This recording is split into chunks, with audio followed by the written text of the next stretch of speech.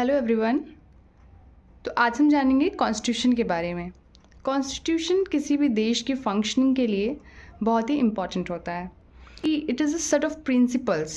कुछ ऐसे प्रिंसिपल्स होते हैं जो ये स्पेसिफाई करते हैं कि उस कंट्री में गवर्नमेंट कैसे बनेगी, गवर्नमेंट की फंक्शनिंग किस तरह से होगी, कौन कौन से ऑर्गेनाइजेशंस होंगे, कौन कौन से इंस्टीट्यूशंस होंगे और वो किस तरह से फंक्शन करेंगे। कॉन्स्टिट्यूशन ये भी बताता है कि उस कंट्री में गवर्नमेंट और लोगों के प्रति रिलेशनशिप, लोगों के बीच रिलेशनशिप कैसी होगी, ठीक है। और कॉन्स्टिट्यूशन लोगों के राइट्स और ड्यूटीज़ को भी कंटेन करता है। ये भी बताता है कि लोग कौन कौन से राइट्स और ड्यूटीज़ को एंजॉय करेंगे।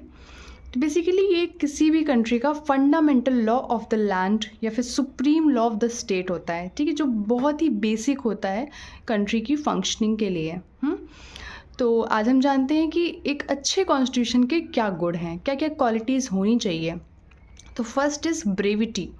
ब्रेविटी मतलब कि constitution should be precise and should not contain unwanted things, ठीक है। मतलब जिन चीज़ों की ज़रूरत नहीं है वो सब प्रोविजंस उसमें ज़रूर नहीं होने चाहिए। It should be brief. बहुत ज़्यादा अगर लेंथी होगा, बहुत सारी डिटेल्स होंगी तो बहुत सारा कन्फ्यूज़न होगा। That's why it should be brief. And next is clarity. There should be clarity. जो प्रोविजंस हैं वो प्रॉपरली स्पेसिफाइड होने चाहिए, क्लियर होने चाहिए, एम्बिगस नहीं होने चाहिए, ओके। तभी तो प्रॉपर अंडरस्टैंडिंग हो पाएगी। And it should B definite.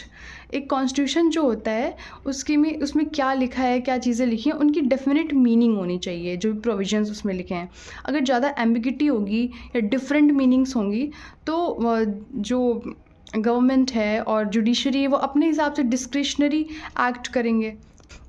Next is comprehensiveness. A constitution should be comprehensive, ठीक है। जो भी गवर्नमेंट के पावर्स हैं, ठीक है, उनको प्रॉपरली उसमें लेड डाउन होना चाहिए, ठीक है, डिटेल में होना चाहिए। जो प्रोविजंस की ज़रूरत है कि वो ब्रीफ में हो, वो ब्रीफ में होना चाहिए। और जहाँ पर डिटेल की ज़रूरत है, जहाँ पे कॉम्प्रिहेंसिवनेस की ज़रूरत है, वो चीज़ें कॉम्प्रिहेंसिव मैनर में लिखी गई होनी चाहिए।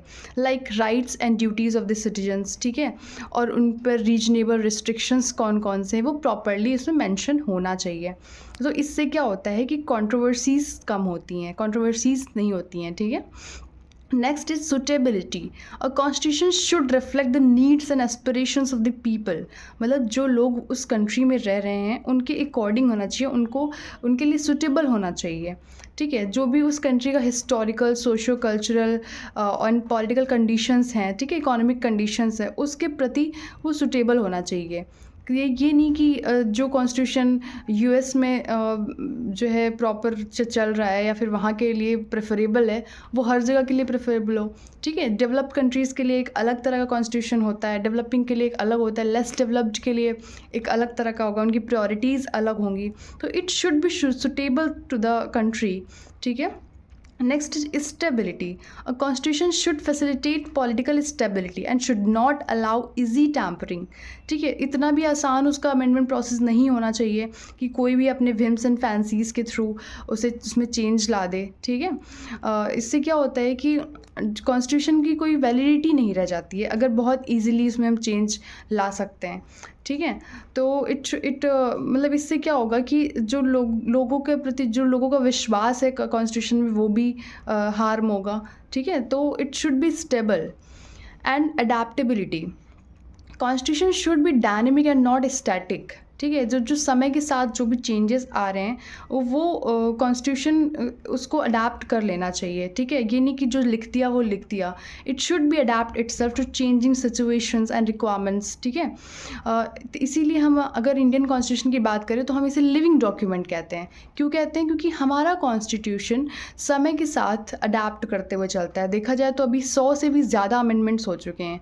उसका रीज़न यही है कि समय के साथ चीज़ें बदलती हैं तो हमें लॉज में भी चेंजेस लाने पड़ते हैं।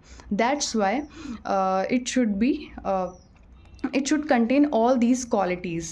तो आप लोग बताइए कि क्या हमारा इंडियन कॉन्स्टिट्यूशन एक गुड कॉन्स्टिट्यूशन है? क्या उसमें ये सारी जो है क्वालिटीज़ हैं हमारे इंडियन कॉन्स्टिट्यूशन में?